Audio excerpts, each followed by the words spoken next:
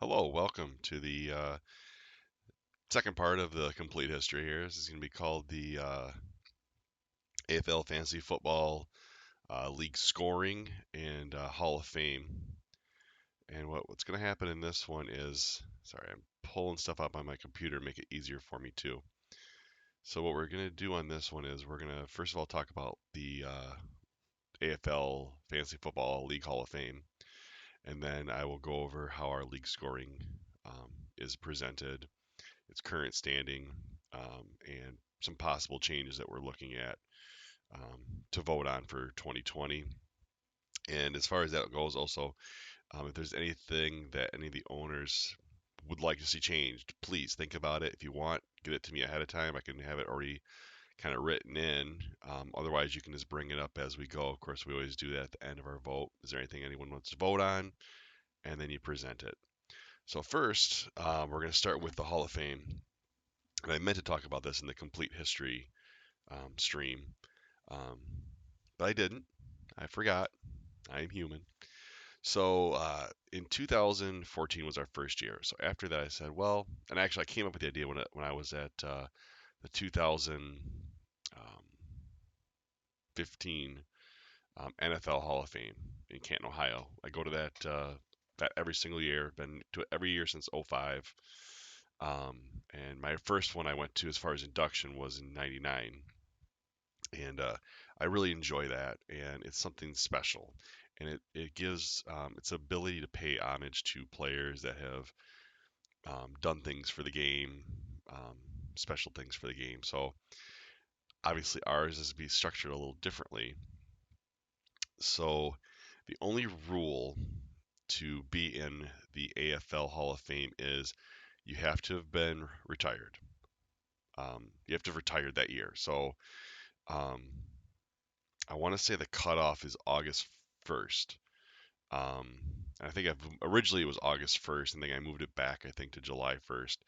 But as long as they're retired before um, August 1st, July 1st, they're eligible for that year's um, Hall of Fame. So I always use an example. The person, for example, Ed Reed.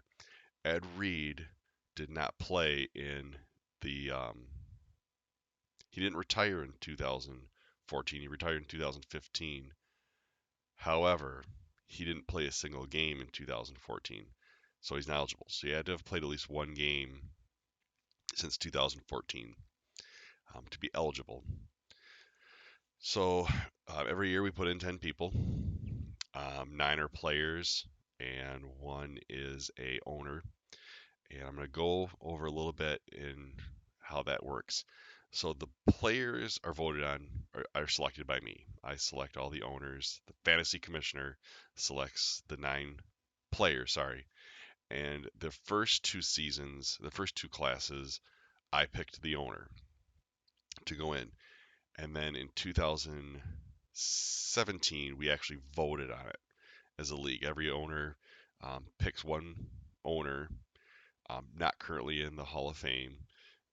They could be current or they could be past. And they actually also, some are eligible if they were contributors or general managers as well. And so those are tallied, and then we put someone in based on that vote. So right now, I'm going to go over first. I'll go over the first two classes, and then we'll get into the voting. So 2015, the players that went in were um, offensive tackle Anthony Davis from San Francisco, center Nick Hardwick of the San Diego Chargers, quarterback Kyle Orton, played for Chicago, Denver, Dallas, and Buffalo, running back Maurice Jones-Drew of Jacksonville and Oakland, defensive end Justin Smith of Cincinnati and San Francisco, linebacker Patrick Willis of San Francisco, center Dan Conley of New England, cornerback Ike Taylor of Washington and Pittsburgh, and the last member was safety Troy Polamalu of Pittsburgh. That was a 2015 class. 2016 class, the receivers were, oh, I'm sorry, and the 2015 owner, the first owner that went in was Jason Epplett. In 2016, we had the class of wide receiver Reggie Wayne of Indianapolis, cornerback Charles Tillman of Chicago and Carolina, linebacker Lance Briggs of Chicago, defensive end Justin Tuck of the New York Giants and Oakland, defensive end Jared Allen of Kansas City, Minnesota, Chicago, and Carolina. Running back Marshawn Lynch of, at the time, it was just Seattle. Like I said, now he did come back and play. So did Anthony Davis actually came back and played a year later. Um, so that's why it doesn't say Oakland, because when he went in, he was only a Seahawk. And no, they can't go in twice. Receiver Kelvin Johnson of Detroit. Uh, cornerback Charles Woodson. Cornerback safety Charles Woodson of Oakland and Green Bay. And quarterback Peyton Manning of Indianapolis and Denver. And then the owner that went in that year was our league's first ever league champion, Tom Nelson. In 2017 was the year we would vote on the owners. So the players that went in are quarterback Tony Romo of Dallas, quarterback Michael Vick of Atlanta, Philadelphia, the New York Jets, and Pittsburgh, receiver Andre Johnson of Houston and Tennessee, running back Arian Foster of Houston, Miami, linebacker uh, DeMarcus Ware of Dallas and Denver, tight end Heath Miller of Pittsburgh, linebacker Chad Greenway of Minnesota, wide receiver Steve Smith Sr. of Carolina and Baltimore, and then the two owners that went in were myself, Eric Miller, and Jimmy Chase. It was a tie. In 2018, our class was quarterback Carson Palmer, linebacker Carson Palmer of Cincinnati, Oakland, and Arizona, linebacker James Harrison of Pittsburgh, Cincinnati, and New England, defensive tackle Vince Wolfert of New England and Houston, running back Steven Jackson of St. Louis, Atlanta, and New England, wide receiver Anquan Bolden of Arizona, Baltimore, San Francisco, and Detroit, defensive end Dwight Freeney of, hold your horses, Indianapolis, San Diego, Arizona, Atlanta, Seattle, Detroit, tight end Jason Witten of Dallas. Of course, he also would come back to play this year. Um, offensive tackle Joe Thomas of Cleveland. Cornerback Darrelle Revis of the New York Jets, Tampa Bay, New England, and Kansas City.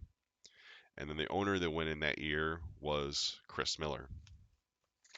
And then the 2019 class, which was this year's class that went in, the players are wide receiver Marquise Colston of New Orleans, safety Cam Chancellor of Seattle, wide receiver Wes Welker of San Diego, Miami, New England, Denver, and St. Louis, running back Matt Forte of Chicago and the New York Jets, defensive end Julius Peppers of Carolina, Green Bay, and Chicago, running back Jamal Charles of Kansas City, Denver, and Jacksonville, defensive tackle Halte Nada of Baltimore, Detroit, and Philly, defensive end Elvis Dumerville of Denver, Baltimore, and San Francisco. Finally, tight end Rob Gronkowski of New England. And the owner that went in that year was our now three-time league champion, two-time at the time, of course, Nick Ritz. So this year, of course, we'll have 10 more inductees going in. And actually, this year I'm going to do a little bit differently on that vote. The way we're going to do the vote this year is always in the past, it was always text message. Just pick an owner, whoever you want. The only rule is you can't pick yourself. So in any given year, there should never be a unanimous vote. There should be at least one person that doesn't have a vote for them. But this year we're going to do a little differently. This year I've actually made a ballot, an actual ballot. It'll have a little bit of highlights of each individual in it that's eligible, nominees. And it's going to be put in an envelope, handed out to everyone. And then everyone anonymously will just circle who they would like to pick. hand it back in, and then I don't know who it is. Now, the people that are going to be online streaming this, obviously, you'll just text it to me, um, and then that'll all be revealed. Um, that's always the right before our draft. That's all announced in presentation at our draft. So that concludes the Hall of Fame portion. Um, I know the first year maybe look at it as a weak year, but understand that was our start, and there wasn't, I wanted to get something out there. So um, I think our Hall of Fame classes, though, have gotten a lot stronger as the years have gone on. So now we're going to get into a little bit of our scoring. And the way the scoring goes is it's broken down. First, obviously, there's passing. And currently, this is how our stats go. So a passing touchdown is 25 points. Uh, interception thrown is negative 16. A completion is 1 point. A sack is negative 10 points. Every passing yard is a point. A pick six, which is an interception return for a touchdown, is negative 25. A 40-yard completion is 6 points. A 40-yard completion for a touchdown is 12 points. And every passing first down is 2 points. So in these categories, um, not much has changed within probably the last 4 years, 5 years. I think really the first year we had a big discrepancy in how they were set up.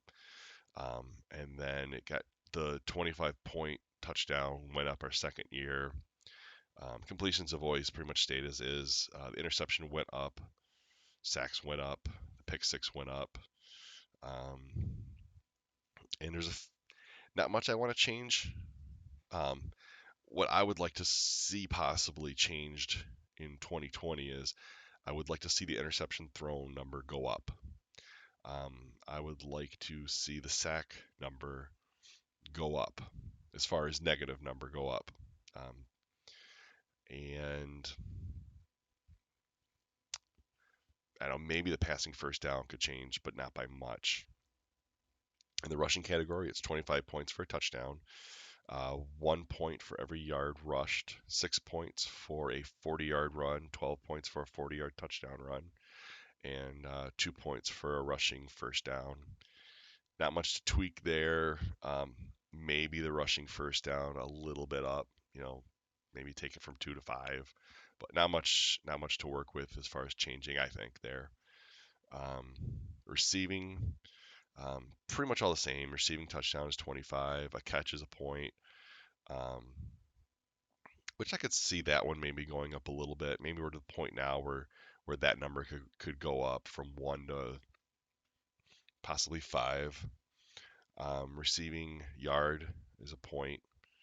Um, and then a receiving catch for 40 yards plus a 6, and then 12 points for a 40-yard touchdown. And then the receiving first down is also 2. Again, maybe tweak that 1 to 5. Um, Kicking and punting, a return touchdown, and this goes under defensive team category, is 25 points for that touchdown. And then miscellaneous, 2-point conversion is worth 10 points. Fumble loss is worth negative 12, and that's one I would actually like to see go up in the negative aspect. So what number did I kind of come up with on that one? Where'd you go? Sorry. Actually, fumble loss possibly go up almost double it. 24, 25 points on that one, negative. And then offensive fumble return for touchdowns, 25. The kicking situation, which we tweaked, and I think we tweaked it really well. And I think the kicking is going to be stable. I don't see us ever really changing this anytime soon. So field goals made. So for a field goal from 0 to 19 yards is worth 19 points. 20 to 29 yard kick is 29 points. 30 to 39 is 39. 40 to 49 is 49 points. 50 plus is 50. If you miss them, it's all completely reversed. So if they miss a 0 to 19 yard field goal, which in the NFL, if you miss that, you're not going to probably have a job. but that's a negative 50. So everything, it's all reversed. So if you miss a 50-yard kick, you only lose 19 points. And the reason we came up with this is, and actually originally it was actually the opposite. It was if you missed a 50-yard field goal, you lost 50 points. And there was a game I was watching. It was the Eagles. I don't remember who they're playing against, but I remember it was Philadelphia. And just literally at halftime, they threw their kicker out there for like a 65-yard kick. Um, it would basically there was like a second left on the clock, so they're like, oh, what the hell? We're gonna go for a sorry my language. We're gonna kick a 65-yard kick. If he makes it, he makes it. If he doesn't, we go to halftime. And he missed it. And I'm thinking to myself, wow, that was a 50-point yard loss just for essentially a Hail Mary kick.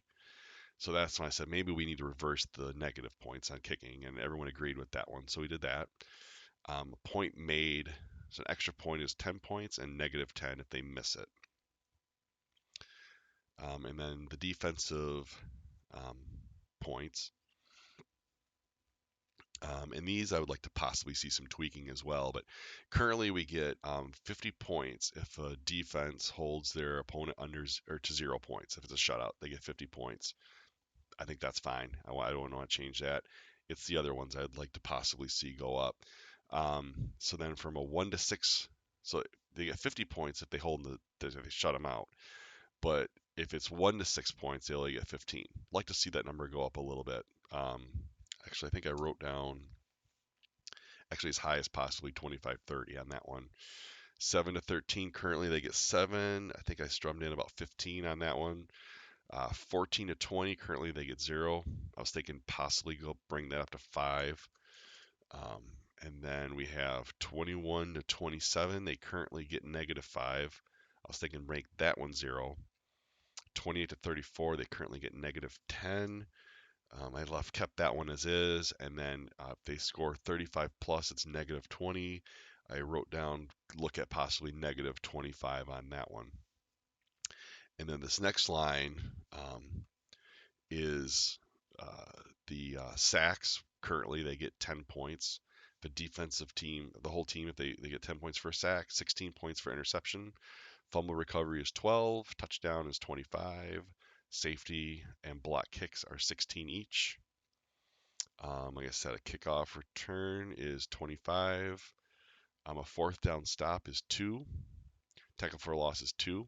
Those are two definitely I would like to see go up. The sack interception fumbles, I'd like to see those go up as well, and I'll go over that in a second. You'll see where I'm coming from when we go over it. Um, and then defensive yards allowed. Now this one we had fun with. The very first one we had fun with, and I don't see this changing at all. It's the coolest thing, and it's the coolest thing to see in game. It only happens for maybe 5 minutes in a game. So if a team is held, if a defensive team holds an offense to negative points, it's worth 2,000 points. And I think Guy Conkey was the one that actually came up with that number, and it was like, I think Mark Thompson's like, you know what, let's do it. And everyone agreed. What the heck, why not? Because it's not going to happen. I mean, the likelihood of that happening, if it does, it's worth the 2,000 points. And so, and then it goes from 0 to 99 is 25 points, 100 to 199, 15, 200 to 299 is 10, 300 to 399, 0, 400 to 499 is negative 10. And if an offense scores over 500 points on your team defense, you lose 15 points. These are numbers I would like to see possibly change. Coming at some numbers I wrote down. So 0 to 99, it's currently 25. I wrote 100. 100 to 199, currently 25. I doubled it to, I'm sorry, I didn't double it. I made it 50. And those I think are realistic numbers because holding a team to under 199 points or 199 yards, I think it's really difficult in today's NFL. For 200 to 299 is currently 10. I made that one 25. If it's 300 to 399, left that one at 0. And then I left the other two at negative 10 for the 400 to 499. And the 500 plus, I actually raised that one to 25, negative 25. Let's see what else. I know there was. Oh, so for the okay, I'll come back to it. So defensive players, the individual defensive players, their scoring is as is currently. And actually, I don't think, excuse me, I don't think I want to change too much of this actually. Currently, a total a solo tackle is 10 points, 5 points for tackle assist, 20 for sack, 32 for interception, 24 points for a fumble forced, and then 24 for it recovered, 25 for a touchdown, 32 for a safety, 10 for a pass defended. That is not a category that can be counted in team defense. Block kick is 32, and tackle for a loss is 5, and extra point returned is worth 8. I'd like to see some of these numbers turned into our team defense as well. The sack number, the interception number, the forced fumble, recovery fumble, safety. I'd like to all to see those incorporated, those same numbers into team defense. Um, and of course, this will all be voted on at our league meeting. The other ones that I wanted to see voted raised up was a a fourth down stop. So around that one I wrote it's currently 2. Put that one at I'd like to see possibly 10, at least 5. Tackle for a loss currently 2. I'd like to raise that possibly to 5. And the 3 and out currently at 2. I'd like to see that one raised to 10.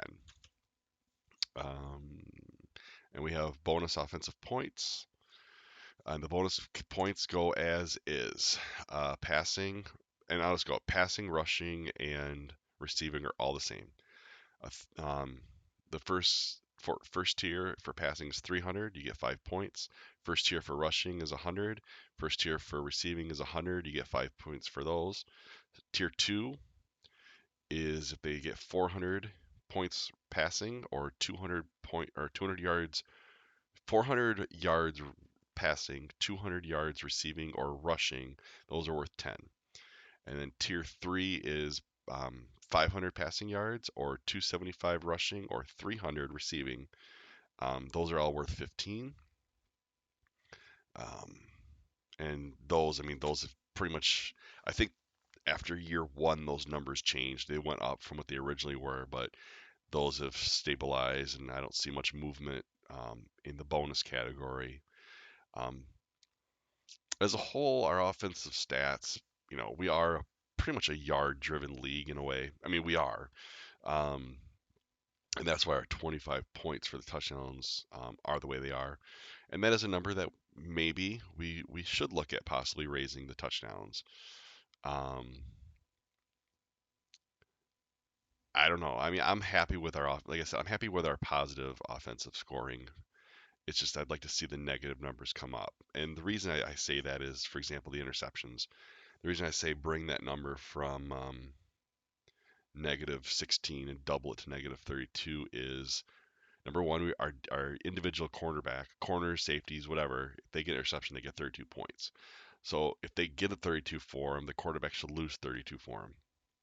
And then it'll also kind of balance out some of the situations where a quarterback might get a lot of yards throwing because he's throwing a lot, but he also throws a lot. He's going to get some interceptions thrown in there.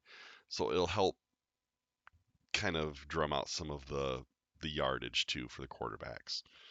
Um, that's kind of where my mindset is on that. Like I said, if anyone has any other ideas um, as far as our scoring goes, um, just let me know. Hold on, let me go into. Sorry, I'm actually in my computer and I want to go into pull up some of the other stuff I'm looking at for our meeting on February 8th, 2020, right here at the AFL headquarters in Caledonia, Michigan. Um, so as far as voting, some of the other stuff I'm looking at, without going into it, I guess I can go into detail. What the heck? So here's what we're looking at. So and I guess I'm going to do this now because this way people can kind of think about it. And this exact presentation will come up at our meeting. So the first thing we're going to start with in the league vote is going to be I'm going to come back to that one. I'm going to come back to that one for a reason. I want to start with actually keeper player number. And we voted on in our 2019 meeting that we're going to keep it at 10 keepers. But I have some ideas how to kind of tweak that number. So there's an A, B, C, D, and E category. So A is just keep the 10 players as is. B was to raise it to 12. And that would be the cap. It would never go above 12. C was to keep 10 offensive players and then 2 defensive slash special teams players. So that'd be the 12. So that'd make up 12. Another idea was keep 9 offensive players and then 3 defensive slash special teams players.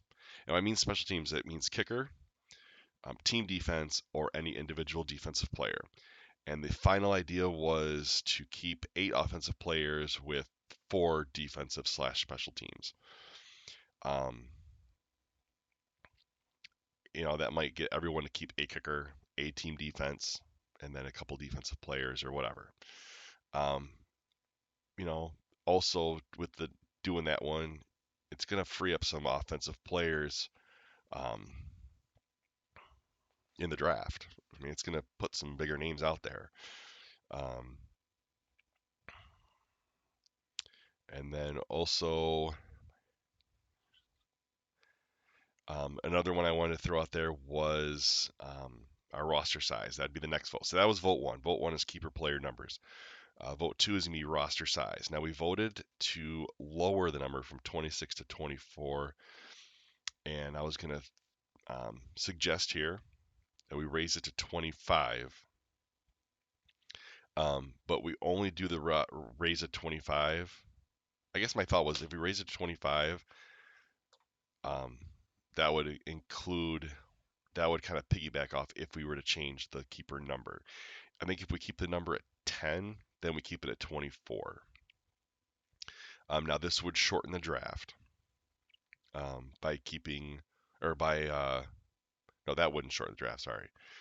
By raising the keeper number, it would shorten the draft. Obviously, adding a player would add a draft position. So that was just an idea, maybe to raise it up to 25. But to be honest, I wasn't disappointed with just the 24 either. Another one that I was going to talk about was, and this is a new idea, and I'm trying to put together a presentation for it, how to do it, but it'd be a keeper salary cap. And what this would mean is, and this would only be to the keeper, so it wouldn't be during season. So I'll read how it says here. Each player would have a value. Your team would have a salary cap to spend on keepers only. The salary cap number would also have to be voted on and discussed. I don't know what a good number would be yet. I do actually have, and I did this early in the year, kind of numbers, and I got to figure out adjusting them probably. But when I mean adjusting them, I got to find a more updated number for every player. This is back from when it would have been the season would have started. But how I kind of did it was I think every team, and I took what I thought you would have kept. And the thing is, it's changed since then too. Like trades happened, players moved. So I did this in week one, or before even week one, I think. It was just after our draft. And I think whatever number I came up with every team, I took that number and then I divided them all up individually and then added those up and then divided them by the 16, and then I came up with a number. And the idea is it would free up, having a salary cap, it would free up some players. First of all, it would hurt the stronger teams. I mean, it would take some of the stronger teams down as far as going year to year. And it would help the teams that are struggling, it would help bring them up a bit. Um, I mean, that's the whole point of the idea is just to maybe free up some of the teams that are struggling to help them a bit and to kind of bring down the competition to make it parity. That's what I want in our league is parity. I want everyone to be competitive, and this is probably our most competitive year to date.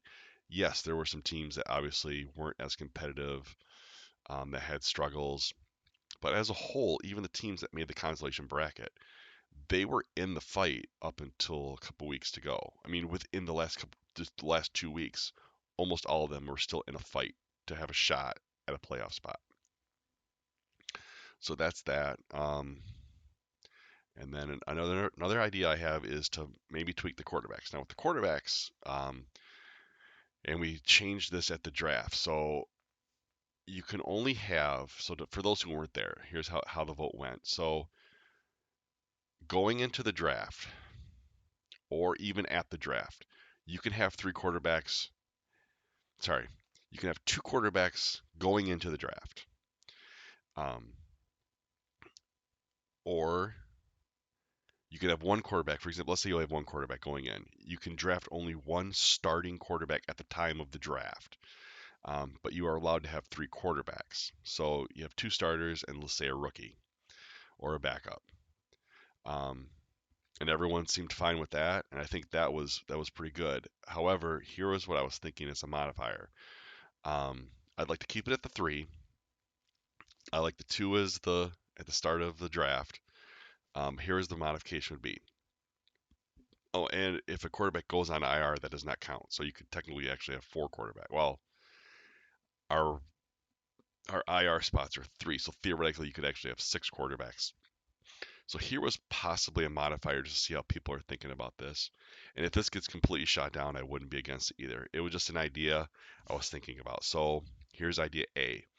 You cannot add a third starting quarterback during the season. If you do, you must release one. And that's how it is right now. If you were to add a fourth quarterback, you must release one. But this would be a third starting quarterback. Um, Option B, if you end up with three starting quarterbacks, you would have 7 days to trade one away or you must release one.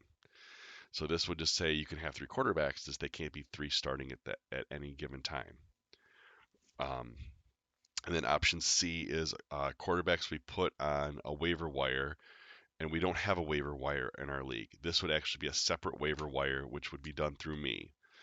Um, Quarterbacks cannot be added on a Thursday, a Sunday, or a Monday. So if a quarterback, so you would not be allowed a quarterback on those days.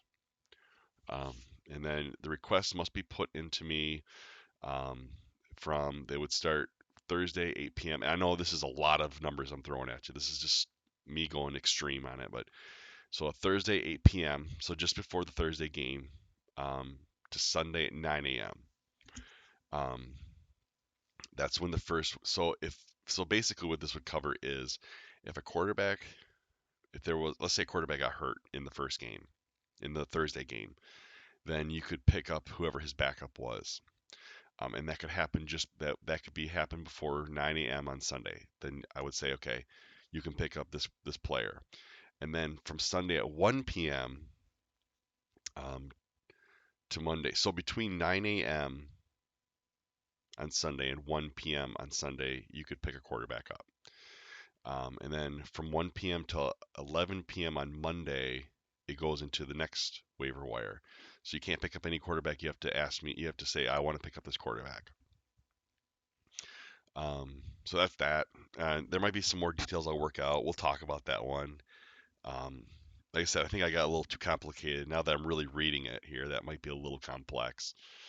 Um, but that was an extreme I decided to go with. I think of the ones I said here, the best idea one is either A or B. I think A is the best one. Look, if you just have three starting quarterbacks, you got to release one. If we decide to change it. Um, and then the next thing I was gonna look at is, and this is gonna this vote will happen after our draft lottery takes place. We're gonna have a vote just if we're gonna keep the draft lottery going forward, or if we want to make it a one and done. So we'll see how much fun people have with it. I personally like it. I think it's gonna really make some have some fun with our meetings.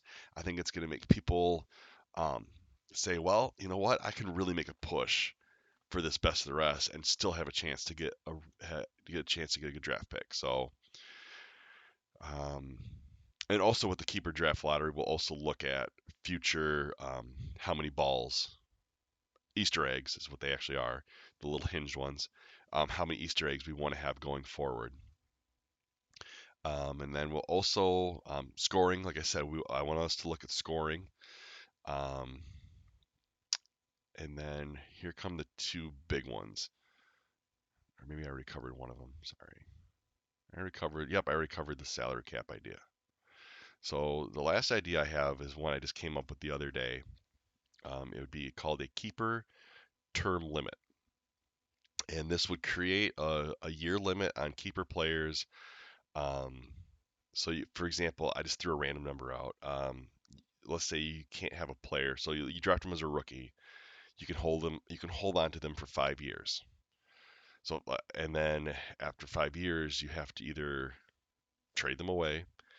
So you have to trade them away before the 5 years are up, um, or just flat let them go. Or I did come up with kind of a little added bonus to this. So let's say it is someone that you really want to hold on to. You would be allowed 2 franchise tags, and those would come with. I was thinking there'd be two. I was thinking a 2 year tag and a 1 year tag. Um, and then maybe we could tweak it from there and have some fun with that one. But I don't know. I thought maybe that was actually the term limit idea. Actually, was Chris Miller actually came up with that one. Oh, geez, we talked about it. I want to say 3 years ago. It was before he left. It was before he was done. He kind of is that he's like, hey, what do you think of this? And at the time I was against it, but now I'm like, well, it wouldn't be a horrible idea because it could actually help free up. It would be interesting to see how it works out. So that's another thing that I'd like to see us vote on. Um, and then also, I'd like to any ideas you have, either let me know before we do the draft or before we do our meeting on February 8th, or just bring them there. At the very end, there will be an open idea vote. Um, I know there's a couple people that already have a few that they are going to present. I actually don't know what those votes are, but there's a few things they'd like to see changed, and always open to that. We're not a dictatorship here. I may be the fancy commissioner, but I'm not a dictator. I want it to be a democracy in here. I want us voting on things, majority rules. Um, and then I might add a few things in here um, before February 8th. So, also, if you have any ideas how to make this video blog better, tell me. If I can do them, trust me, I will. I'm very limited on what I can do right now. I know as far as I'm still trying to figure this out, doing any kind of graphics or anything like that. I can't do that yet. Uh, I'm not that tech savvy, but I think I'm doing the best I can do with this so far. So, um, with that being said, I would like to end the stream now and looking forward to seeing all of you either here in person at the AFL headquarters on February 8th, 2020 at 6 p.m. All that come here are welcome after 4:30. If I don't see you here, hoping to see you right here on the stream. And those that are going to stream, I will give you kind of like how we're going to do it. But I'll just tell you right now. So if you watch the stream, now there is a bit like a 20-second delay, but if you watch a stream, we're doing our voting. So I announce the vote. Let's say the keeper number. Should we keep that at 24 or raise it to 25? And then all you got to do is text me your number. Text to me your vote. And but the people that are coming in from the stream, I would ask that if you have an idea that you would like to see put forward in our meeting for vote, let me know beforehand. And I definitely need those in because it's gonna be harder to start talking to you on the phone or trying to figure out what you're texting me, why I'm in stream and in meeting. So if you, for example, Jordan, Anthony, Rich, or anyone who's not gonna be able to make it, just get me your ideas beforehand, and I'll make sure that they get brought up and everyone hears what you have to say. So with that, take care. I know it's snowing out there right now, so everyone that lives in a weather area of concern of snow, please be safe. And we'll see you here soon, right here, the Fantasy Commissioner.